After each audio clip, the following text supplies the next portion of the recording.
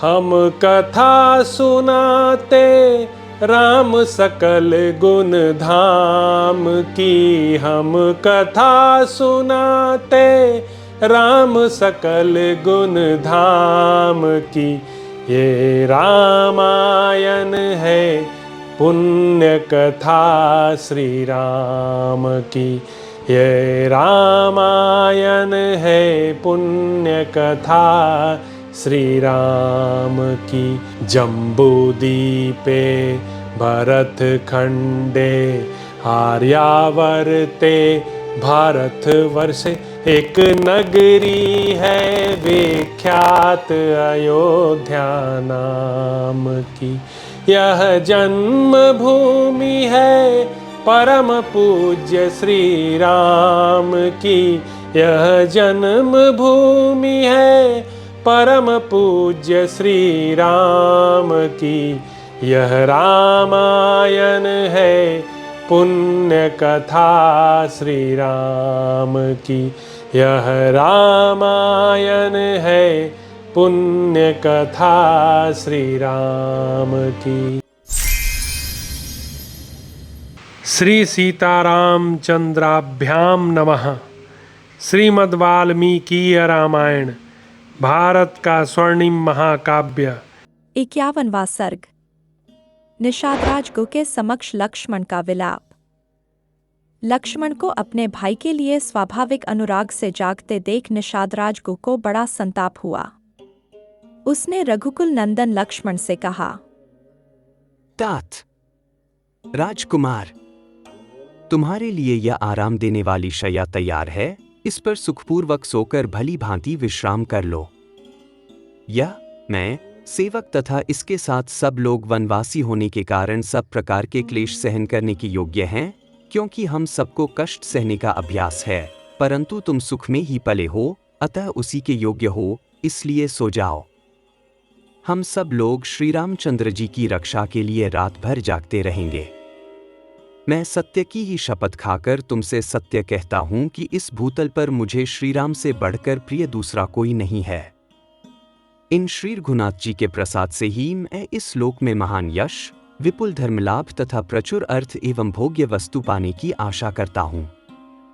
अतः मैं अपने बंधु बांधवों के साथ हाथ में धनुष लेकर सीता स्थित सोए हुए प्रियसखा श्रीराम की सब प्रकार से रक्षा करूंगा। इस वन में सदा विचरते रहने के कारण मुझसे यहाँ की कोई बात छिपी नहीं है। हम लोग यहाँ शत्रु की अत्यंत शक्तिशालिनी विशाल चतुरंगिनी सेना को भी अनायास ही जीत लेंगे। यह सुनकर लक्ष्मण ने कहा, निष्पाप निषादराज, तुम धर्म पर ही दृष्टि रखते हुए हमारी रक्षा करते हो, इसलिए इस स्थान पर हम सब लोगों के लिए कोई भय नहीं है। फिर भी जब महाराज दशरथ के ज्येष्ठ पुत्र सीता के साथ भूमि पर शयन कर रहे हैं, तब मेरे लिए उत्तम शैया पर सोकर नींद लेना, जीवन धारण के लिए स्वादिष्ट अन्न खाना अथवा दूसरे सुखों को भोगना कैसे संभव हो सकता है?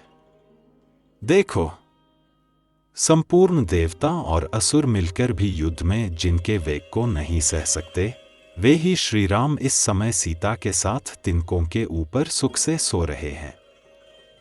गायत्री आदि मंत्रों के जप, कृच्छ्र चांद्रायण आदि तप तथा नाना प्रकार के पराक्रम, यज्ञानुष्ठान आदि प्रयत्न करने से जो महाराज दशरथ को अपने समान उत्तम लक्षणों से युक्त ज्येष्ठ पुत्र के रूप में प्राप्त हुए हैं, उन्हीं इन श्री राम के वन में आ जाने से अब राजा दशरथ अधिक काल तक जीवन धारण नहीं कर सकेंगे।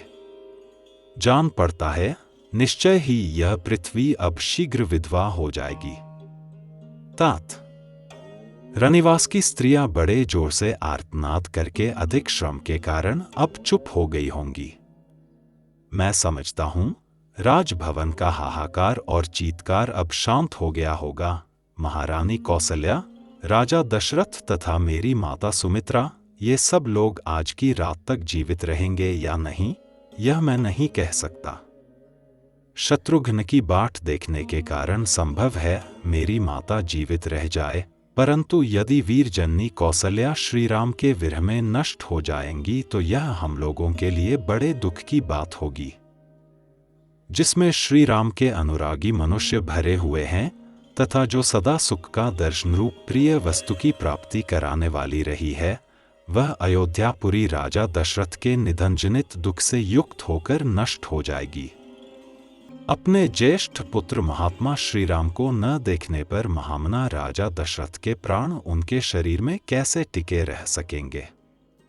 महाराज के नष्ट होने पर देवी कौसल्या भी नष्ट हो जाएंगी। तदंतर मेरी माता सुमित्रा भी नष्ट हुए बिना नहीं रहेंगी। महाराज की इच्छा थी कि श्री राम को राज्य पर अभिषिक्त करूं। अपने उस मनोरथ को न पाकर श्री राम को राज्य पर स्थापित किए बिना ही हाय मेरा सब कुछ नष्ट हो गया, ऐसा कहते हुए मेरे पिताजी अपने प्राणों का परित्याग कर देंगे। उनकी उस मृत्यु का समय उपस्थित होने पर जो लोग रहेंगे और मेरे मरे हुए पिता रघुकुल शिरोमणि दशरथ का सभी प्रेत कार्यों में संस्कार करेंगे, वे ही सफल मनोरथ और भाग्यशाली हैं। युक्त यदि पिताजी जीवित रहे तो रमणीय चबूतरों और चौराहों के सुंदर स्थानों से पृथक पृथक बने हुए विशाल राजमार्गों से अलंकृत, धनिकों की अट्टालिकाओं और देव मंदिरों एवं राजभवनों से संपन्न, श्रेष्ठ वारांगनाओं से सुशोभित, रथों, घोड़ों और हाथियों के आवागमन से भरी हुई, विविध वाद्यों की ध्वनियों से निनादित, समस्त कल्याणकारी वस्तुओं से भरपूर, हृष्ट पुष्ट मनुष्यों से सेवित, पुष्प वाटिकाओं और उद्यानों से विभूषित तथा सामाजिक उत्सवों से सुशोभित हुई मेरे पिता की राजधानी अयोध्यापुरी में जो लोग विचरेंगे, वास्तव में वे ही सुखी हैं। क्या मेरे पिता महाराज दशरथ हम लोगों के लौटने तक जीवित रहेंगे? क्या वनवास से लौटकर उन उत्तम व्रतधारी महात्मा का हम फिर दर्शन कर सकेंगे?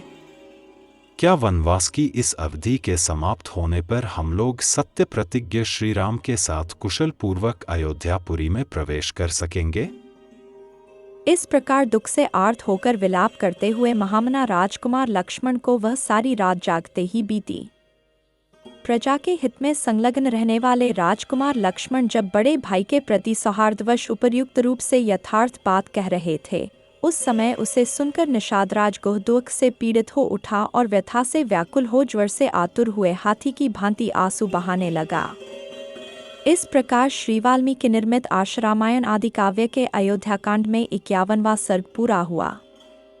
हम कथा सुनाते राम सकल गुण धाम की, हम कथा सुनाते राम सकल गुण धाम की।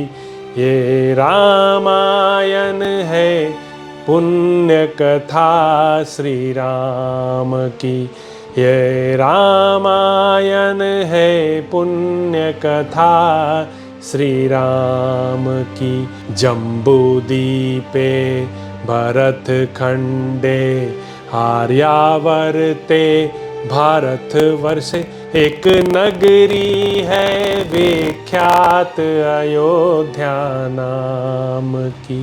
यह जन्म भूमि है परम पूज्य श्री राम की, यह जन्म भूमि है परम पूज्य श्री राम की। यह रामायण है पुण्य कथा श्री राम की, यह रामायण है पुण्य कथा श्री राम की।